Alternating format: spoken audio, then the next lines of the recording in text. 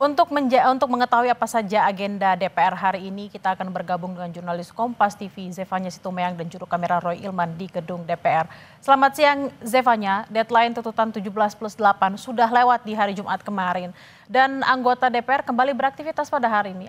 Menggelar rapat kerja. Apa saja yang jadi agenda DPR hari ini dan bagaimana sikap anggota DPR atas tuntutan rakyat yang masih belum terpenuhi?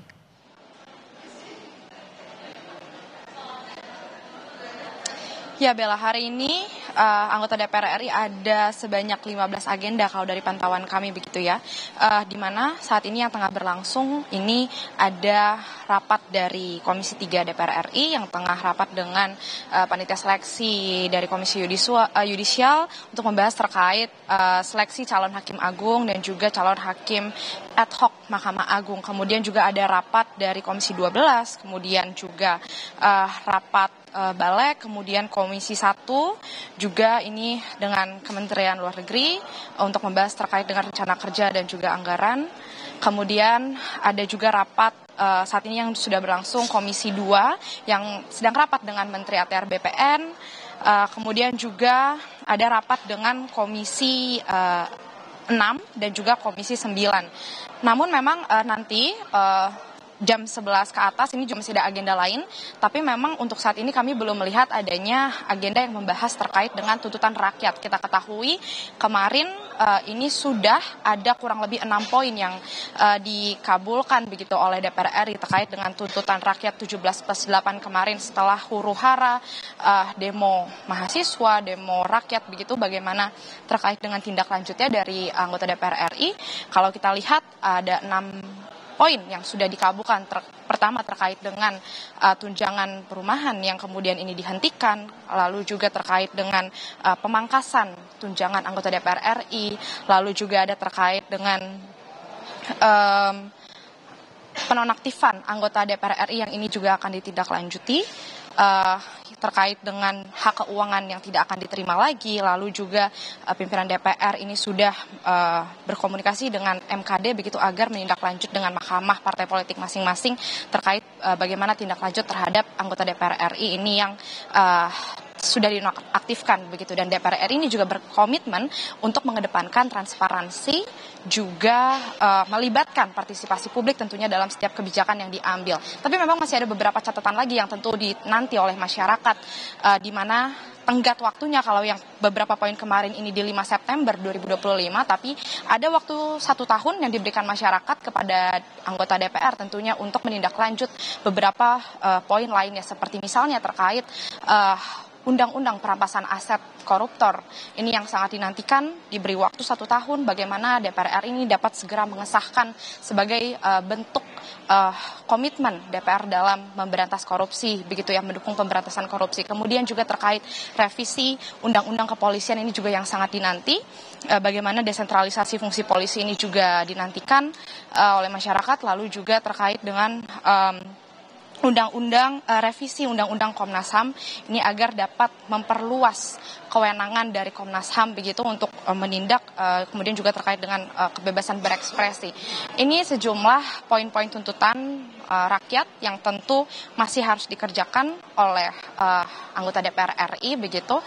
Namun kalau pada agenda rapat hari ini kami lihat beberapa agendanya ini belum ada yang membahas terkait beberapa poin tersebut, tapi kita nantikan karena memang saat ini tenggat waktunya diberikan 1 tahun begitu ya, nanti hingga 31 Agustus 2026. Tentu kita akan nantikan, Bella, saat ini yang jelas yang sedang berlangsung ada rapat dari Komisi 3, kemudian Komisi 6, Komisi 9, Komisi 12 tadi yang tengah membahas beberapa agenda terkait. Demikian Bella yang bisa kami sampaikan, nanti akan kami beritakan lagi apa yang menjadi agenda anggota DPR RI pada hari ini. Baik, memang ada sejumlah tuntutan yang sudah dilaksanakan, ada juga yang belum dan akan menjadi PR ke depannya. Menjadi PR juga bagi kita untuk melakukan pengawasan terkait dengan poin-poin tuntutan yang harus segera dilakukan, baik itu bagi DPR dan juga pemerintah. Terima kasih atas laporan Anda, jurnalis Kompas TV Zefanya Situmorang dan Roy Ilman langsung dari DPR. Selamat bertugas kembali. Saudara, seminggu berlalu sejak kampanye 17+8 tuntutan rakyat disuarakan publik melalui media sosial. Baik DPR dan pemerintah sudah mulai merespons dengan mengeluarkan kebijakan. Mampukah DPR dan pemerintah memenuhi dan mengabulkan semuanya?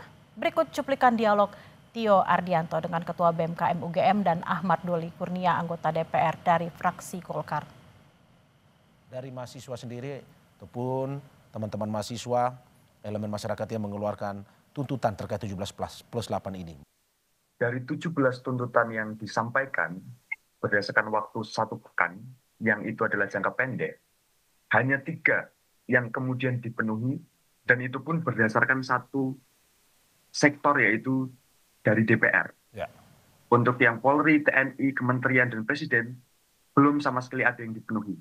Ya. Maka kalau kita bicara ini sebagai tugas dari rakyat kepada pemerintah sekaligus DPR, maka 3 dari 17 itu nilainya nggak sampai 20 dari 100. Dan yang harus diingat adalah bahwa yang dituntut itu tidak hanya DPR, tapi juga Presiden, Kementerian terkait ekonomi, TNI, dan Polri.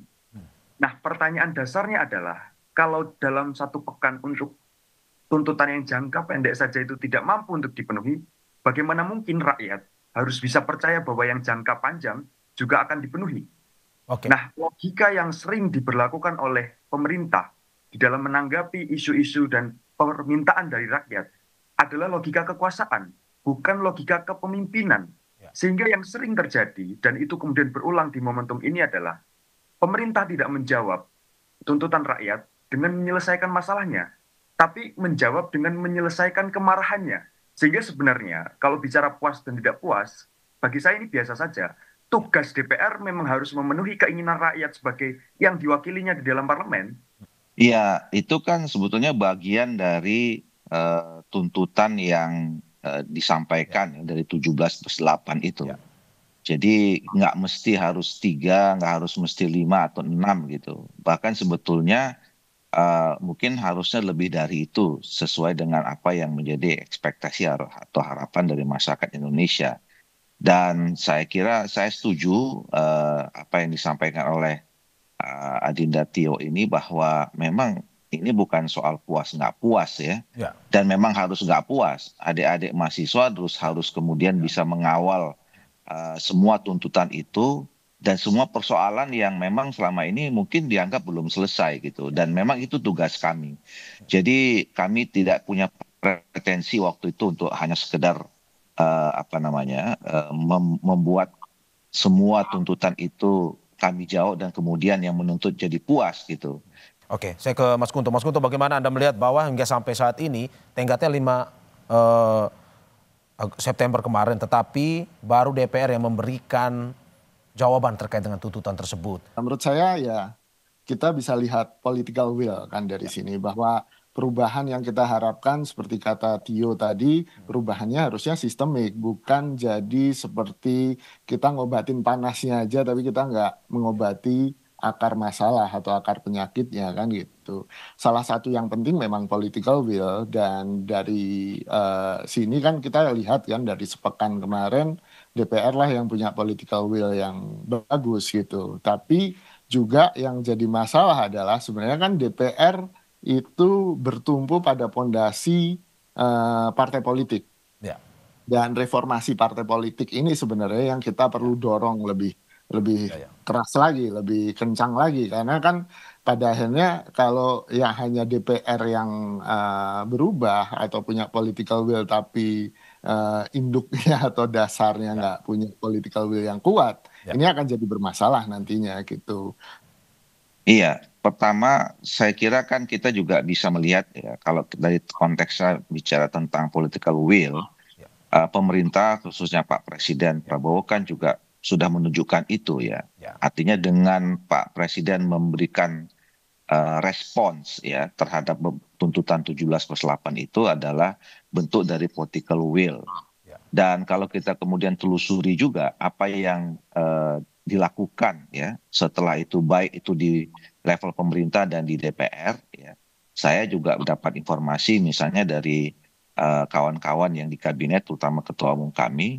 Ya, tadi juga sudah sekilas diberitakan bagaimana Menko Perekonomian, Menko Hukum itu menjelaskan apa yang kemudian instruksi presiden terhadap jajaran di kabinetnya, ya, itu sebetulnya sudah bentuk sesuatu komitmen atau political will yang dikerjakan.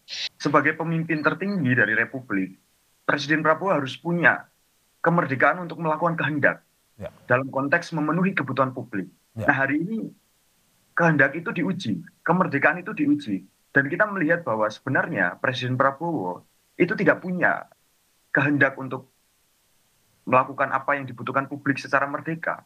Karena kalau dia punya kemerdekaan itu, harusnya tidak lama dia dalam membuat keputusan. Nah, ini kita juga mengindikasikan bahwa ada kasakusuk politik, ada perselingkuhan politik di belakang dari seluruh yang bisa publik lihat, yang menahan diri Prabowo untuk bisa membuat keputusan-keputusan yang pro terhadap rakyat.